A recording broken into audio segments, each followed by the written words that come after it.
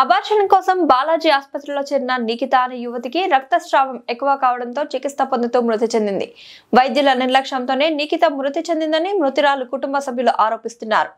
నిఖిత ఆకస్మిక మృతిని తట్టుకోలేక కుటుంబ సభ్యులు ఆసుపత్రి వద్ద కన్నీరు మున్నీరుగా విలపిస్తున్నాయి. నిఖిత కుటుంబ సభ్యులు, బంధువులు ఆసుపత్రి వద్ద ఆందోళనకు దిగారు. నిఖిత మృతి చెందిన విషయాన్ని పోలీసులకు చెప్పకుండా ఆసుపత్రి యాజమాన్యం గోప్యత పాటించడం పట్ల పలు అనుమానాలు వ్యక్తమవుతున్నాయి. పోలీసులకు సమాచారం ఇవ్వకుండా నిఖిత మృతదేహాన్ని పోస్టుమార్టం కోసం గాంధీ ఆసుపత్రికి తరలించడం జరిగింది. ఆసుపత్రి యాజమాన్యంపై ఆగ్రహం వ్యక్తం చేస్తున్నారు. ఇదే విషయంపై జవహర్ నగర్ ఇన్స్పెక్టర్ సైదయ్య మాట్లాడుతూ అబార్షన్ చేసుకునేందుకు నిఖిత తన బాయ్ ఫ్రెండ్ తో అక్కడికి వచ్చినట్లు తెలిపారు.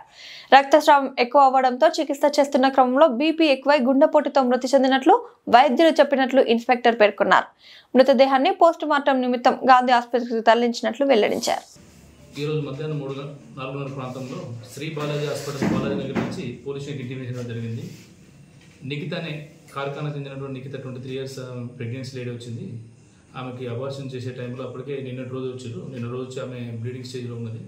వీక్ ఉందని చెప్పి నిన్న బ్లడ్ ఎక్కించి పంపించిన తర్వాత మళ్ళీ ఈరోజు తిరిగి ఒక బాయ్ ఫ్రెండ్ కృష్ణ అని చెప్పి కిషోర్ అని చెప్పి బాయ్ ఫ్రెండ్తో వచ్చి మేము ఇద్దరం భార్యాభర్తలని చెప్పుకొని హాస్పిటల్ అడ్మిట్ అయింది.